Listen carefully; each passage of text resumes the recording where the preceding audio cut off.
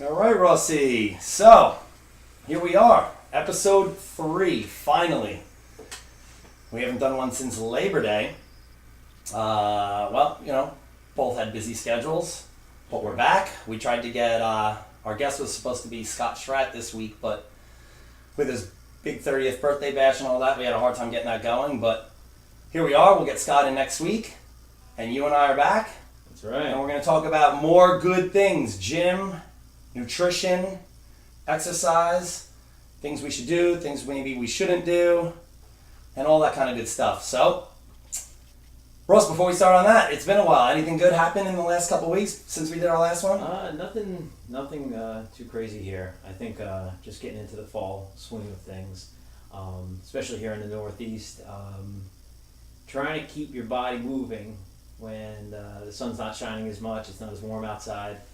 Really important this time of year. So, make no excuses. Get yourself maybe to the gym even a little bit more now because you're not going to be able to go outside as much. Although it's like super nice. I mean, even this morning I was riding the bike on the boardwalk and it's a good, good 65 degrees, nice and cool, beautiful out. So, get outside and keep moving. And that I think that's going to go into our first topic of discussion today.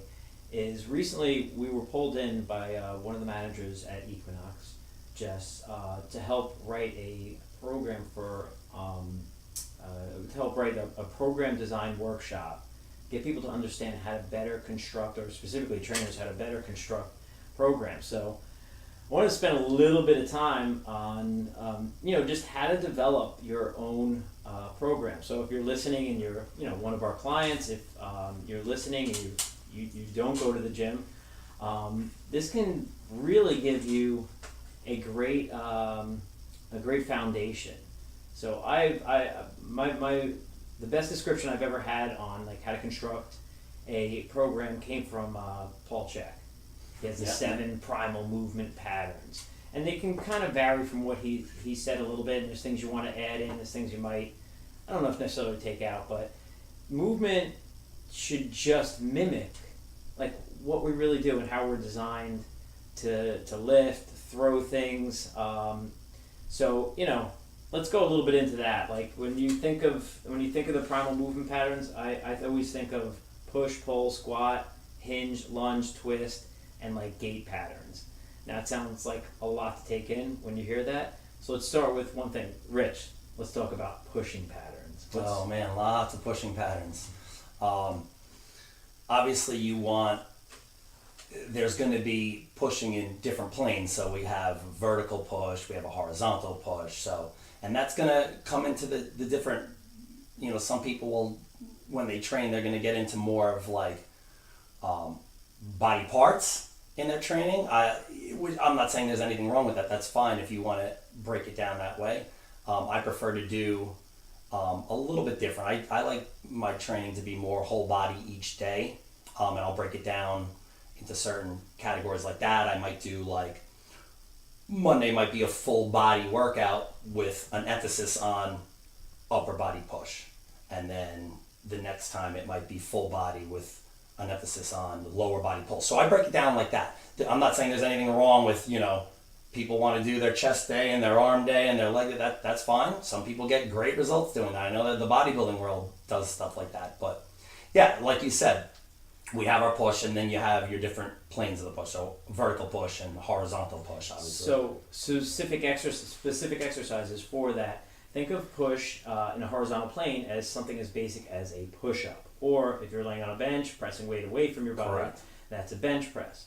Now, our coupled movement with that would be a horizontal pull. Here's where, talking about this can really make a difference. If you isolate it and say, I have chest day today, and you pick 4 different exercises, 4 sets each, you have 16 sets of just horizontal push. I'm curious how many people out there are doing at least a 1-to-1 ratio of horizontal pull. That many rowing movements, and that's where what's the word? That's where the error in almost doing Hey, Donica. that's where the error in doing a traditional bodybuilding program can screw up some people. Not everybody. There are people that thrive on that. But if you're really looking for a balanced program, you generally should have a little bit more pulling, or at least a 1-to-1 ratio of pushing and pulling. So for every push-up you do, you got to do a horizontal row. Yeah. Right? Unfortunately, the majority of the people out there, this is what they see in the mirror. They see the front side of the body. So most people are going to focus more on what they see. Those glory muscles, biceps, chest, delts, quads, that kind of, well, actually some people don't even want to focus on their legs at all, but that's a whole nother story. And they don't pay attention to the backside because it's stuff that they don't see in the mirror. They don't worry about it so much. But yeah, that can actually lead to a lot of injuries in my opinion. And for me, I actually spend more time on the backside, the posterior and pulling stuff, because with my spine injury, that's gonna, help me out a lot more than focusing so much on the front. But yeah, you definitely need a balance on both, which I think is stuff that people lack. I think most people, chest and buys. Well, when you think of shoulders too, people going crazy and they have, 6 to 8 exercises for just their shoulders, yet how many vertical pulling movements, pull-ups, pullovers, like almost like a downward cable fly, all these other patterns, cleans, upward rows, things like that. How many people are balancing out their shoulder patterns? So think of it, I always say we want to focus on what's the problem and then go right into a solution. So if you're doing a set of dips, you need a set of curls or an upward row, right? If you're doing a pull-up, you need a shoulder press. If you're doing a bench press, you need a bent over row. That's as simple as we can state it. Just start with that. And as your program develops, you can play around with it a little bit more. And like we said, it's almost more important to work your pulling movements. And even if you're working your pulling movements more than you're pushing, you will end up still getting much stronger in your pushing patterns. Think of it as like your brakes. Your pulling movements are your brakes. You want to work on your brakes. Most people will get hurt, especially as we move into the legs now, if they don't work a lot of hinging, a lot of deadlifting, and things like that. So that's our next two patterns, a squat and a hinge. So squat, hinge, lunge, I have them listed as three different patterns. How do you break down your lower body moves? Would it be something like that, like a squat, a hinge like hinge or deadlift, and then something along the lines of like lunge? Yeah, it's funny. So lunge and squat to me is the same thing. Lunging, I mean, basically, if you're doing it properly, a lunge is a one-legged squat. So we have unilateral and bilateral movements.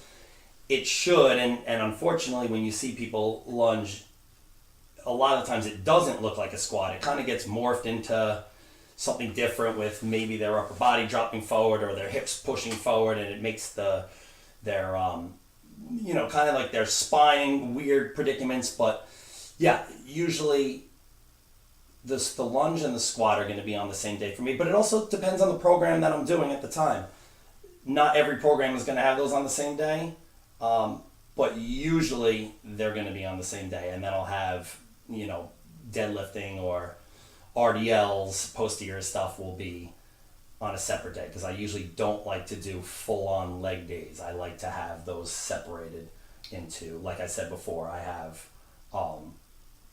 full body workouts, but an emphasis on certain stuff. So the emphasis one day would be pull, and the other day would be push. So the lunge and the squat would be push, and obviously the RDL, the deadlifts, things like that. Kettlebell swings, obviously, if you know me, you know I'm playing with kettlebells all day long. And that's all on my pull day. So I do separate those. But yeah, usually squat, lunge is together on a push day for me. Yeah, I see them as, some people define them as like glute, hamstring dominant, and then like quad. Yeah, sure. Quad, knee dominant. So as long as you have balance in that too. So that's, think anterior, posterior, the front of your body, the back of your body. You want to work them equally. That's another place people come into trouble with, because they'll work their squats, lunges, knee extensions, leg press, and then they don't touch deadlifts because they're bad for their back. Oh, yeah. Right? It's not that it's bad for your back, you just don't know how to do deadlifts. So if you're flexing your spine and bowing forward with a ton of weight on the bar, that's not good. That's generally not how we want to do it. You want to hinge from your hips. And you want to have, several movements. Nordic curls. Love Yeah, I see you doing those all the time. them. Love them. Any type of hip extension. I'm a fan of doing bridging off a bench. It's kind of an uncomfortable position. I'm trying to lobby Equinox to get this machine Oh man, where it actually makes it comfortable. And you missed that one the other day. I was talking to Andrew about the glute bridge machine that they have. It's our GM at Matt. We'll have Matt. Matt will be a great guest. Matt is super, super knowledgeable, and I have a ton of respect for this guy on how he thinks and the way he trains. Ton of respect.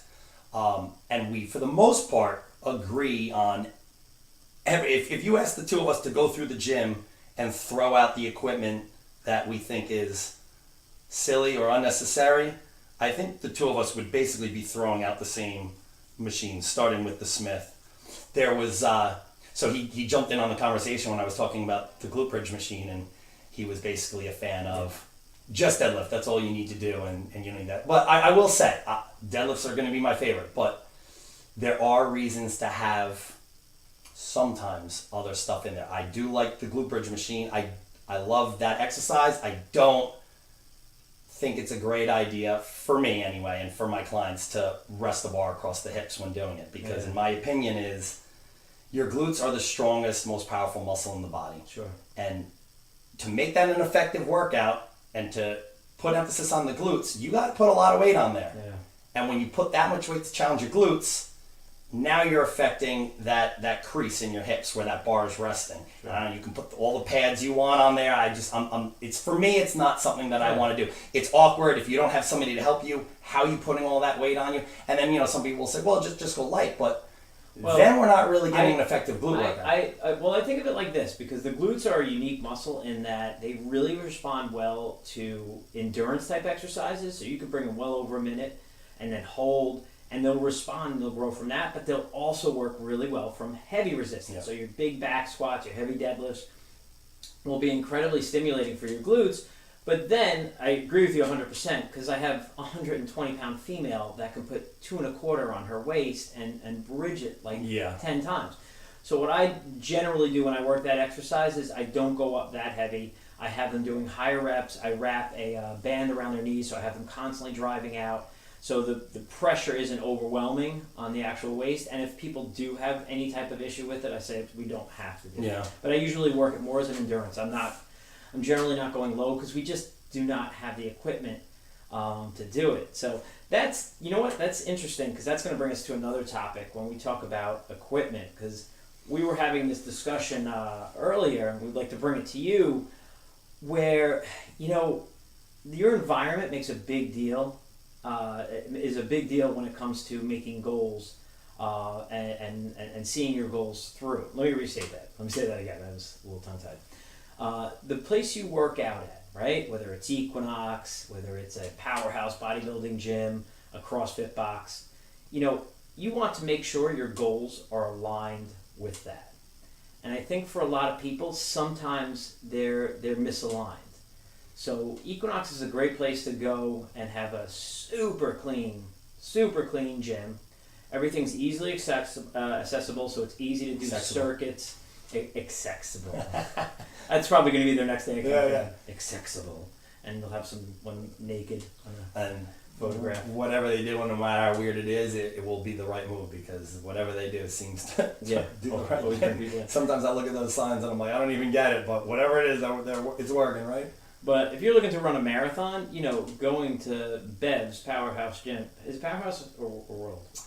It's Powerhouse now. It used to be a Gold's. Now it's a okay. Powerhouse. So, if you're looking to run a marathon, don't go train at Bev's. If you want to be a bodybuilder, you will get bigger just walking in the door. There's no question. So you're an environment. Instantly motivated walking into that gym, because you will see the biggest, strongest human beings you've ever seen. And pretty much a guarantee, almost every single time you walk in there, you will see some sort of a celebrity, whether it's a pro athlete, a wrestler. Who have you seen there? You name it. I've seen every single dude from the WWF in there, WWE now. Yeah. I've seen The Rock in there. Yeah. I've seen Triple H in there.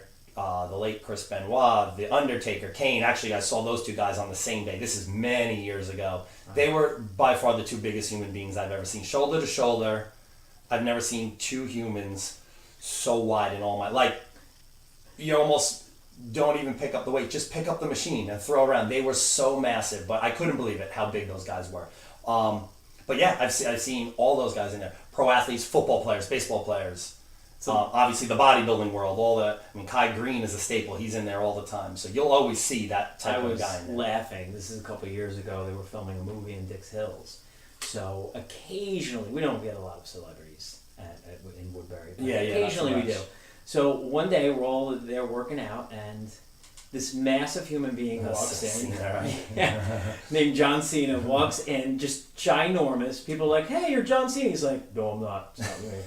They're like, yeah, it is. I mean, it was comical. He wants to get his workout like everybody else. Don't bother him. He just wants to train. When we talk about someone looking like they don't belong there, way too big. But it's funny. The week that you're talking about that he was there, I was not working at Equinox yet. I was at the training facility that's in the back parking lot behind Bev's. Sure. And across the street from us, it used to be CrossFit Long Island. Okay. Or CrossFit Central, I think they're called.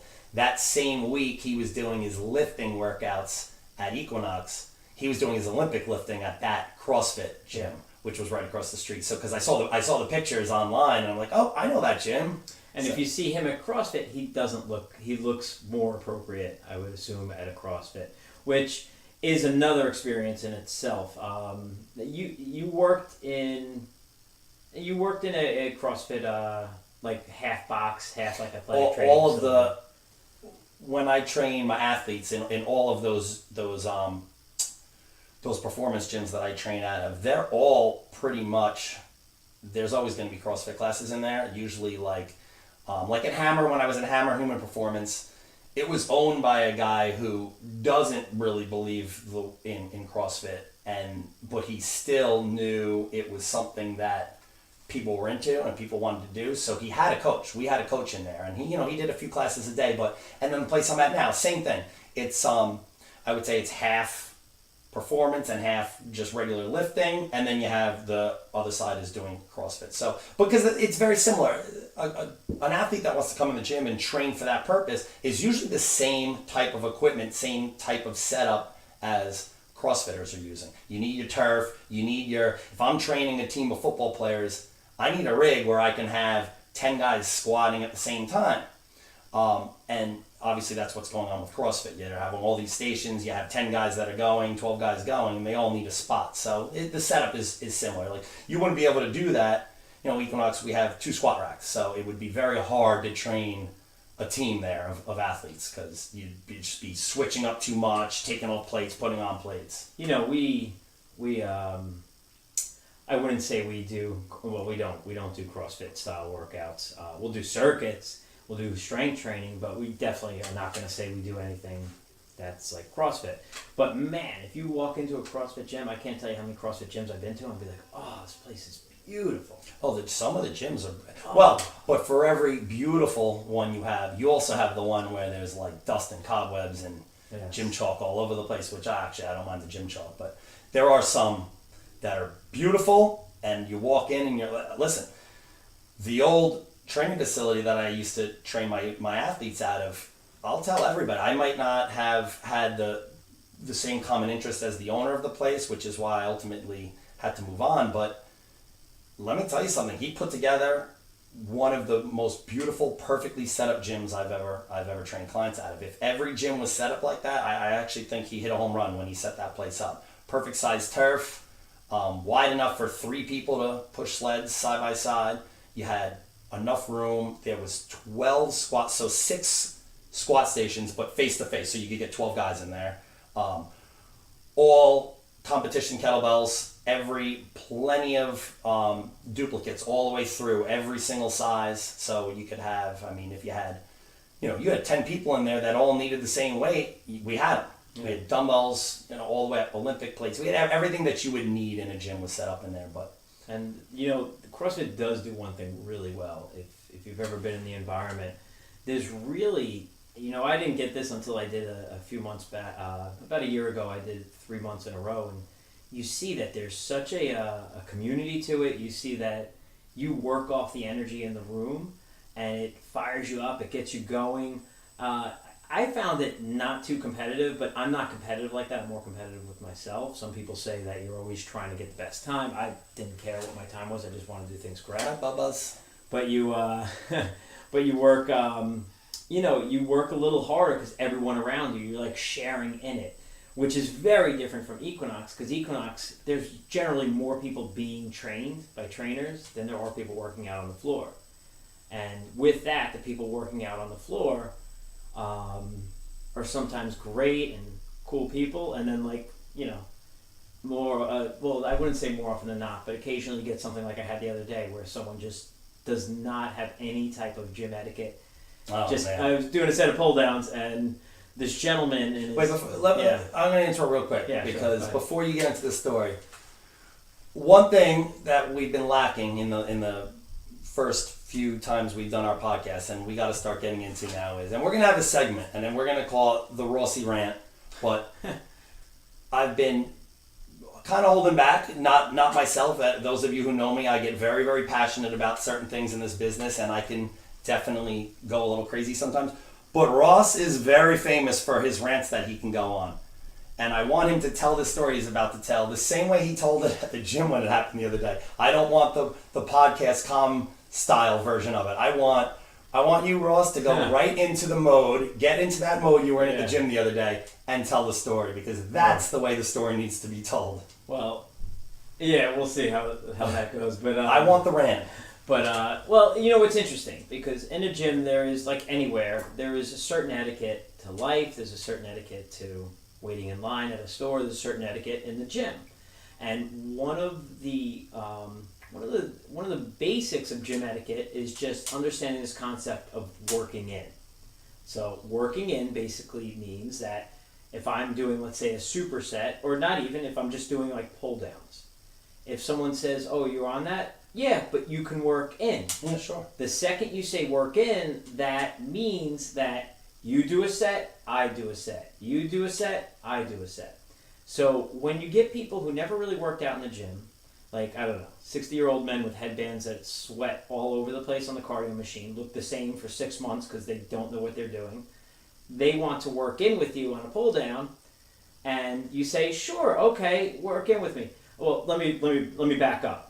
I'm standing there with a client. We did a set of pull downs. Yeah, you are working out yourself. Yeah. You are actually training the client. Yes. So he does a set of pull downs. He gets off and he goes to do another exercise. A gentleman walks right onto the piece of equipment and starts doing pull downs. It's like, "Oh, you're gonna work in with us?" He's like, "Yeah, I'm gonna do it." Yeah. And he doesn't even say, he has his headphones on. He kind of shuns me off. I'm like, "All right, whatever." And I was like, a little rude, but we'll come back in 2 seconds. I'll be all right. So I come back over and he throws the bar up. And I go to move the pin. He's like, no, I'm not done. I have 2 more sets. I was like, that's not how it works. That's not how it works. So I will get into my rants, but I just want everyone out there listening to know that gym etiquette rule number 1, let's make this. If you're working in, that means you do a set, I do a set. You go back and forth. And you never, if you know someone's on a piece of equipment, you're supposed to say, "Hey, are you on this? Can I work in?" Okay, that's it. That's a common. So you mean I can't do what he did and just say, he did 3 sets in a row. I'm going to work in with you, and then when you come back, go, "No, I got 3 more sets." He wouldn't get up. He did 3 sets in a row. Which, by the way, his version of a set was to put like 50 pounds on the bar, which was way too light. Do 10 reps, throw the bar up. So this metal bar is swinging all over the place. Rest 10 seconds, do another 10 reps. Rest 10 seconds, do another 10 reps. Meaningless, pointless. He's doing nothing, and that's why people like him who need trainers but don't get trainers just go to the gym, sweat on the cardio, see no results. You know what? Good luck to him. Good luck to him.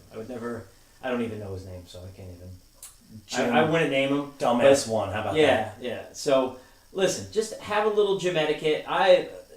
Trainers get a bad rap because there's a lot of bad trainers out there, but Rich and I have been doing this a long time, and anybody in the gym, the better trainers, I'd like to say, develop good etiquette, and we're quick to call them out if they're not. Yeah, 100%. Not that we're the gym. My close friends at the gym. We are the gym police. Oh my god. No, there's no question. I can't handle it. It's like you gotta put have your shit back. because this is your livelihood. You're there all day. Anyway. If you're strong enough to bench 315 but can't put the 45-pound plates back when you're done, get the fuck out of the gym. Oh, and the other thing, don't mark your territory when you're in the gym, okay? What do I mean by that? I mean, if you're coming into the gym, a male for the first time, and you have like a hot girlfriend, like, you don't have to make out with her on the floor. It's pretty much known, like, if we don't recognize either one of you and you're talking to each other, yeah, that's your girlfriend. Okay, relax. You don't have to make out with her. It's like you peeing on her like you're a dog marking your territory. What is up with that? Have you ever noticed that? All the time. What about the classic, I'm going to bench, you sit on top of me and straddle me and kiss me while I bench? Oh, yeah, buddy. Come on. It's all for Instagram, guys. Get that picture in for Instagram instead. Yeah. Oh, boy. Hey, any of you people watching on live, don't be afraid. Throw out a question in there or break our balls. We'll answer it. I promise. I keep looking at my phone. There's a lot of you on there. Or maybe not so much anymore. Ask a question, we'll answer it. Or make fun of us. We'll bring it up too. Make fun of me. Rich's arms. It looks like the Hulk. In his green skin. Yeah, that's all camera angle. I think it's more so mine. I don't think they look like that. It's more so my Instagram feed. I think that's... Yeah, well, they look bigger in yours. See, it's camera angle. Because on mine, they don't look that big. On yours. Look at my arms. Anyway, that's too much. So, I think we kind of went to a couple places we wanted to go to today. Talking about movements, the quick take-home tips. Balance your push and pull movements, all right? If you're pressing over your head, do pulling over your head. Pull-ups, shoulder presses. Always pair them together. Not necessarily in the same day, but make sure they're in a, if you're pressing overhead, you have to be pulling overhead. Same thing in the horizontal plane. Get your rows in, all right? Your pulling is almost more important than your pushing, even though you see the pushing muscles more. Believe me, if you become one of these turtlebacks with their shoulders rounded forward, right, because the pecs are so tight and there's nothing in the back, your chest looks small. Second you open up and you broaden those shoulders and you get those back muscles lit, your chest looks twice the size without doing any extra chest work. Balance your squats and your deadlifts, okay? Whether you put them on the same day, do a full leg day, which, man, I just can't recover from those days anymore. It's like too much. I can't walk for like 3 days. Yeah, I love that. It's a good feeling and not a good feeling. But I like to split them up. I like a deadlift dominant day and a squat dominant day. So I also want to add, keep your shit basic, man. Yeah. What the hell is going on now? Overthinking. God, if I see one more person doing dumbbell, I don't know if it's a squat or deadlift, whatever you want to call it, dumbbell deadlift to curl. If you're curling the same weight that you're deadlifting, we have a big problem here. Seriously. Your deadlift is complex enough. You don't have to add anything to it. Yeah. Just deadlift. Yeah. And those of you who tell me, well, I want to get my heart rate up, do me a favor. Challenge yourself on the weight. Do 1 rep of heavy deadlifting and tell me where your heart rate goes. Yeah. That's all you need to do. Stop with the curls afterwards or whatever the hell you're adding to it. A deadlift should be a deadlift. And that's it. And that's the other thing too, because we were talking about things that we see in the gym, and we see a lot of, not just trainers, but a lot of people in the gym just set up circuits. And I think this comes from like Instagram, where you have to think of like everything has to look so cool, and it has to be so much fun, and it has to get your heart rate up. Strength solves everything is like the name of the podcast. Woo! You should have strength days and you should have circuit days. And sometimes you can have some strength work and a circuit at the end. However, but there should be a basis on strength first. Strength's a foundation. If your body isn't strong, you can't be doing things like box jumps and stuff. Yeah. That's a whole other level where somebody can get injured if they don't have the strength to learn how to decelerate their body out of a box jump. Why are you doing it? And furthermore, what's the goal of your client? Yeah. Is your client's goal to, lose a little weight and put on some muscle? If that is, why are we having them run around the gym like they're trying to, be the next NFL player? You can't just put together a workout because this is what you feel like doing and it makes you look cool or whatever. First basis is, what does your client want and what does your client need? You got to remember that too. There could, some stuff might not be what they necessarily want. But they kind of need, so. Well, that's, if you're talking to trainers, if you're talking to just anyone, if you want to get leaner, the foundation is building muscle and essentially getting stronger. Yeah. make it progressive. You have to be lifting more weight, doing more sets, putting your body under tension for more of the hour every single week. You have to be progressing your program, and that's, I don't know how. I wish I had a dime for every quarter, maybe $1 for every person that's 50 pounds overweight and grabs a dumbbell and starts doing, what is this? I don't know. I don't know what that is. No offense against bar burn. It's great for dancers. It can, it makes you feel more flexible. And if I had a bar burn instructor, they could probably explain a lot better. That's why I'm not going to go into it. But if you're 50 pounds overweight and you grab 2.5-pound dumbbells and you start doing like mock lateral raises and these weird tricep kickbacks from standing, that's not what's going to get you to your goals. Okay, you need to get your heart rate up. You need to have resistance on your body. It's so anyway, without going on a Ross rant, want the Ross rant, please. Get the I want it. Get the resistance up. We didn't even talk about. You guys want it. We didn't even talk about core training because that's one that's rant worthy, because what we think is core training now is just getting out of control. Oh man. It's just there's too much. You want to pull back from being too integrated. We'll go into it another time. And then just make sure, get clear on your goals. Does your gym facility or your home gym match what you actually want to be doing? All right. So if you want to be a bodybuilder, don't set up a CrossFit gym in your basement. Yeah. Go sign up, go to a World Gym or a Gold's Gym where you're going to be surrounded in that environment, like-minded people. You're going to just learn from the environment. You're going to grow bigger just walking in the door. And it's crazy. Definitely. It really does happen. So even when I went to CrossFit for 3 months, I got my cleans, my snatches. I got them looking better. My conditioning went through the roof. Although I lost a ton of weight. I don't know how guys do CrossFit and get bigger, because I just shrunk and got ripped. We can talk about that. My strength actually, it's crazy. Maybe I'm an anomaly. But my strength actually went down. My technique got better on cleans and snatches and things like that, and my conditioning went up. But I don't know, maybe I needed to supplement a little bit more than whey protein in order to put on some muscle mass. But I did lose a lot of body fat, so I'll give it that. Anything you would like to add in summary? Oh, man. I just feel like ranting on everything, but... Yeah, we got to be careful. We got to stay relatively positive, because there's a lot wrong, but there's a lot right in the world too, and we have to, that's the job, to point out the idiocracy, but then also say this is how you should be doing it. What you can do is, I'm trying to push you to rant a little bit, and I know I want to rant a little bit. We'll get more comfortable. We'll podcast the What we could do is, seven, before we're ready to finish for the day, maybe since the last time we went on, what's it been, 2 weeks? 2.5 weeks since the last one? In the last 2.5 weeks, give me your top 5 things that's happened to you that you saw in the gym that you would love to just rant about, and I'll do the same. Oof. The pull down incident. Pull down guy number one. The dude making out with his girlfriend on the gym floor to say to all the men in the room, "This is my woman. Don't talk to her." Or maybe he's in love. I don't know. Whatever. What else was some of the craziness? I love all my clients. My clients are my children. But this is something I always try to emphasize to them, especially if they're clients that train once a week. Guys, religious holidays, I would never expect anyone to come in on a holiday.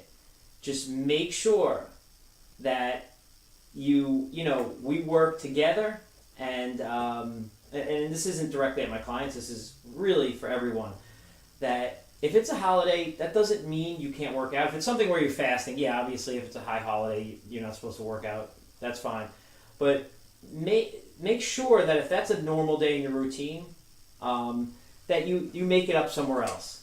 All right, whether it's, if it's one of my clients, they made up with it. Most of my clients were great with that this week. Some of them not so much. But make sure you find the time. Don't let the holidays, especially now, because it's fall, and what's right around the corner, Thanksgiving, what's right around the corner, Christmas and that whole holiday season and New Year's.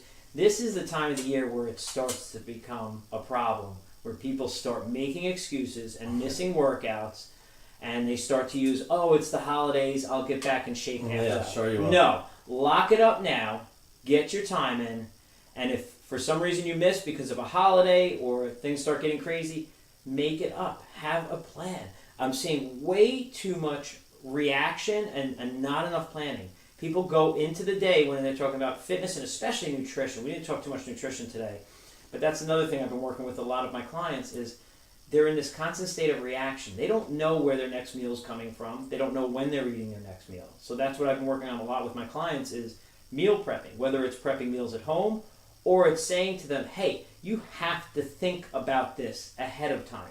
You cannot be in a constant state of reacting and saying, oh boy, it's lunchtime, what do you want to get? And then you order from some crappy Greek restaurant where everything's cooked in heavy grease and, So that's my other two little rants.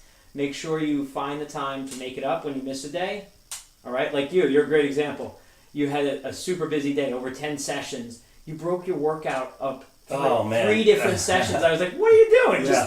You get a shorter workout. He's like, no, enough, goals, gains. Got the whole program day done in, but I had to actually do it in 3 sessions, broke down to about 20, 25 minutes each to get it in. But I got it in. Yeah.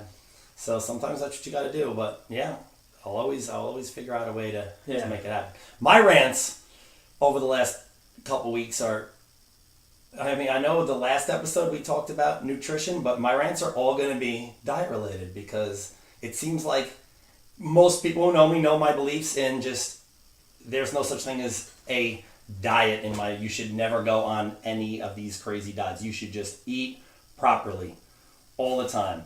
If you eat right, you're going to get results. Eat right, train hard, you're going to get results. All these diets, listen, anybody wants to come and argue with me about a diet, let's go. I would love to go head to head with you. And if you're not, listen, I'm 45 years old and my record speaks for itself. If you can't outperform me, you can't go harder than me in the gym, and you can't do it on a consistent day-to-day basis, I have no injuries, I'm flexible, I move well. Argue your diet with me. Please do it. Especially, most people who argue with me, you want to go with the physiques. Let's look at the physiques. It should be more than that. I don't think that a diet should just be, I went on this diet and I lost weight. Yeah, but long-term effects, let's talk about that. Or how's your performance in the gym? Or can you sustain it? So there's all these things that are going to go into your diet. One thing I know is the way I eat healthy all the time, I've sustained this for 25 years. I don't put on fat. I don't lose muscle.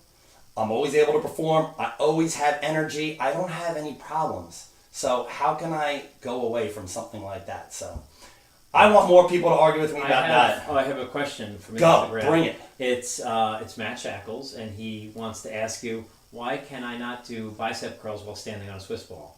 I love my man, Matty. Matty, I already know that you don't believe in that, but I'm going to tell you why you shouldn't do that, because it's fucking stupid. And it does nothing for you, but stand on that Bosu ball all day long. It's a circus trick. Matty, we're going to have Matty on here. He is a phenomenal mind in this business. He is very, very smart. Probably numbers-wise, he actually baffles me sometimes with the numbers he comes up with his programming. It's fucking insane. And I actually did one of his programs, which when he comes in, we can even talk about it, but it kicked the living shit out of me for, I think it was about 6 weeks. But fucking guy knows his shit. And I'll let you know that he definitely does not believe in standing on Bosu balls. He's making a joke right now. And he also wants to throw out the Smith machine with me. But don't do bicep curls standing on a Bosu ball. If you want to do curls, by all means, go do them. Maybe you don't need to do as many as you think you need to do, but don't do any of these exercises while standing on a Bosu ball, unless you just feel like standing on a Bosu ball for whatever reason that is. Stretching your ankles out. Yeah, whatever. Yeah. Any other rants that you want to I'm going to be pretty calm for now. I think that's about it. I'm sure I'm going to see. You don't want to talk about 6 kilogram kettlebells?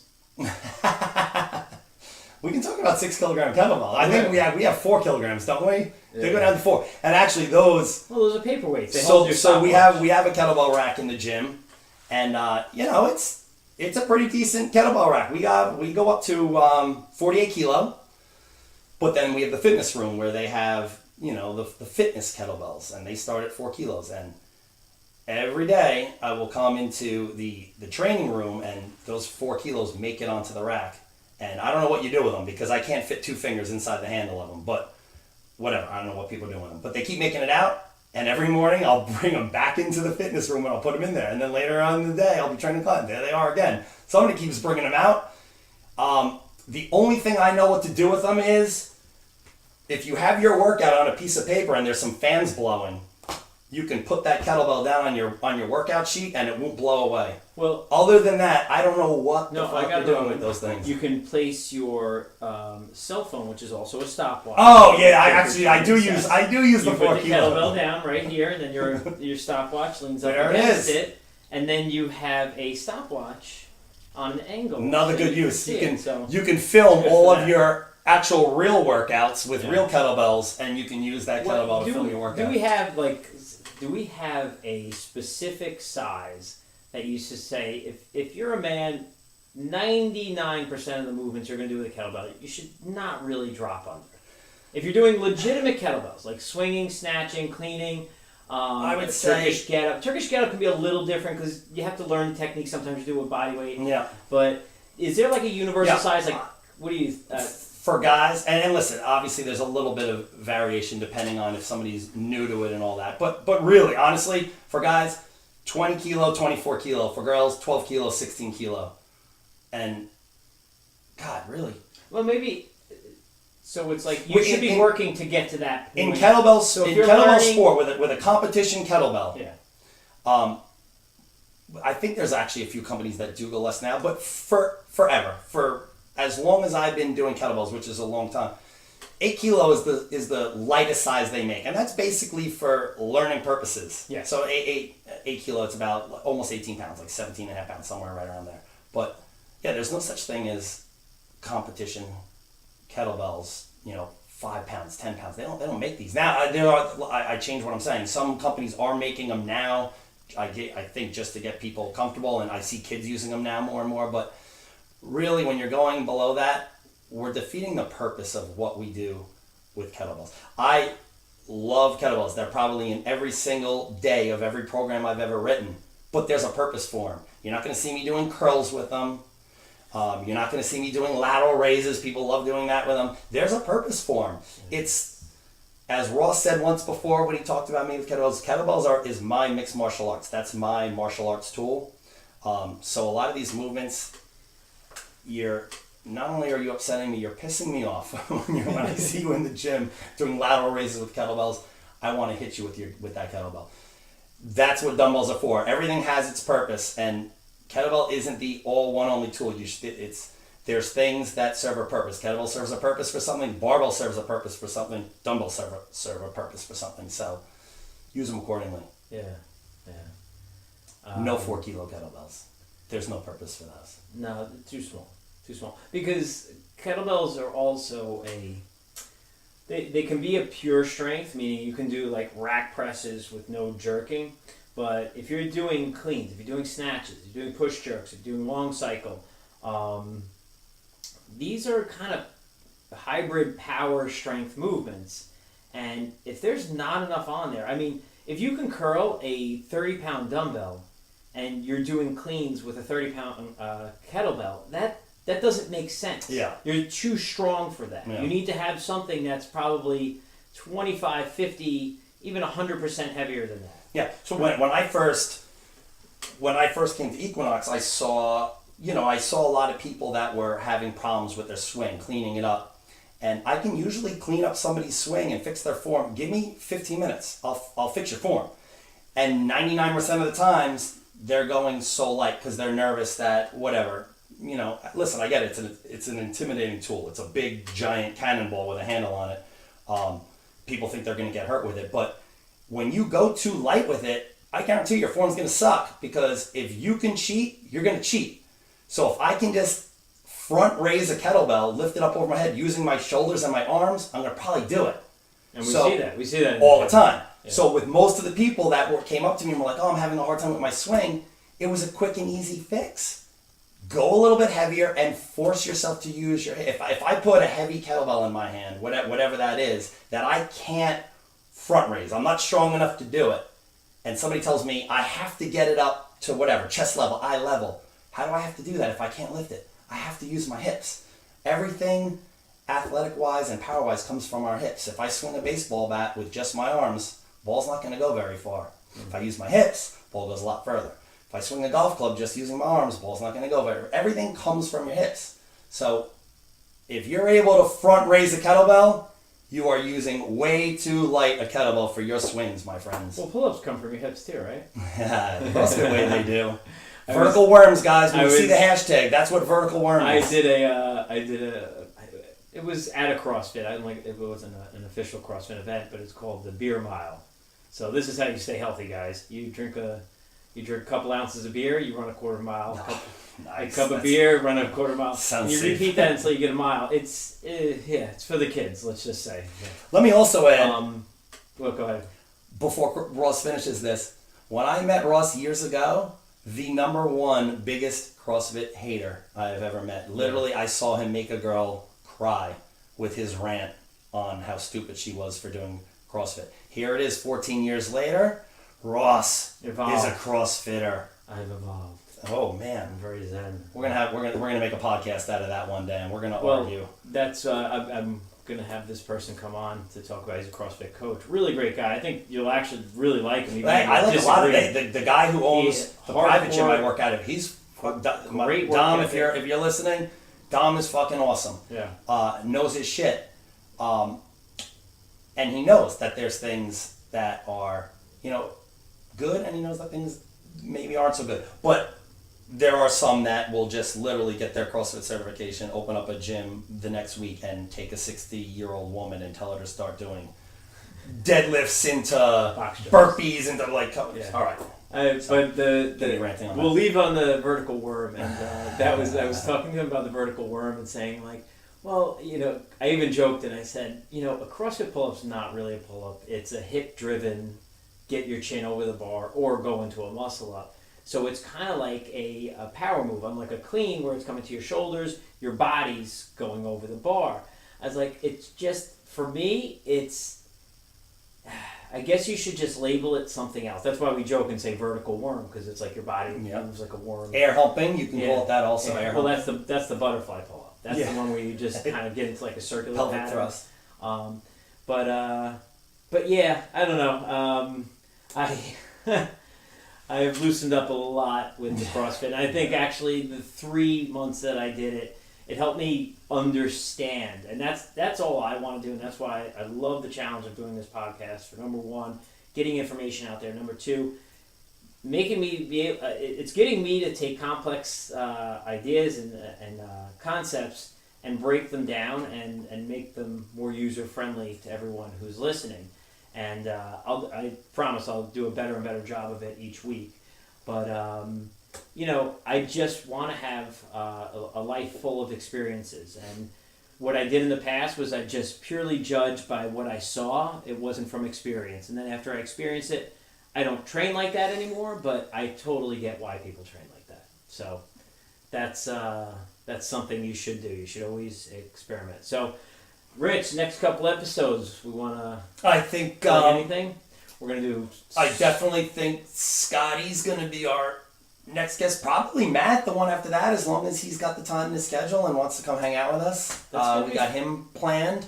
What else? I know we have some other stuff to talk about, and we want to go more into depth on certain things with gym and movements and do's and don'ts, and we'll probably do more on diet. We talked nutrition the last time. We didn't really dive in fully on anything. I think we just kind of skimmed a little bit of all the different diets that are out there in the world. I think we kind of went that route. But there'll be more fun stuff, more ranting, more questions from you guys would be fun. We'll do live each time, We'll and you try guys can to. ask questions. That's the other thing too. In the future, we're gonna promo, and this is one of the things we'll talk with Scott Schratt about is social media fitness and something you and I are not good Dickie at and Titz whatsoever. are not the. Yeah, We need we're help, learning. guys. We're learning. I'm 45 years old. Rossi's catching up to me every day. Yeah. You turned 40 this year? I'm 40. No, I'm 40 now. Oh, you are 40. Okay. Yeah. So we're two old men. Yeah. This social media world is started way after me and Ross. We've both been in this business for over 20 years. So we're trying. Ross, every single day, I swear, I say to myself, all right, I'm going to do something with Instagram and Facebook to try to, and then you know what I do? I get into my workout and I forget all about it. I get too into my workouts. I can't remember to do it. But yeah, Scotty, when we get him in here, he's really, really good at that kind of stuff. I don't think he does it as much as he used to because he's putting together a wonderful house that he's doing basically all the work on himself. So I think that ties up most of his time. But before he was doing all that, he was really good at the social media where I think he was posting up stuff every day and he had tons of followers and all that stuff. Oh yeah. He definitely knows more about it than we do. So we'll get better at that, and we'll get I think better. my 4-year-old nephew knows more about it than I do. You know what? We'll have to set out midweek, like this podcast is dropping, and then a week. We'll tell you when our next one is, so people can chime in live on Instagram. And pretty soon, in the next 2 to 3 weeks, we'll be going onto YouTube Live. Yeah, I hope that gets going. I think I got to talk to Scott about that. I think we put the application out there with the request or whatever. I think they have to look over what you're doing. We almost forgot to say, first MMA episode coming. Oh yeah, so Saturday, October 6th, Conor McGregor versus Khabib. Hopefully that's gonna be live, but we are gonna do our first MMA podcast. So Ross is gonna be there with us, but Ross is gonna kind of be just chilling out, mediating a little bit, and we're going to bring in, that's actually who are probably our guest after Scott will be, is our good friend Medic the Destroyer. Medic the Destroyer. Eric the Head, you might want to call him Boke the Whale, Slim Tube, he's got a lot of nicknames. But you guys will get a kick out of him. Knows a lot in the world of MMA. Him and I have been watching this sport together since UFC 1, Pride, all those.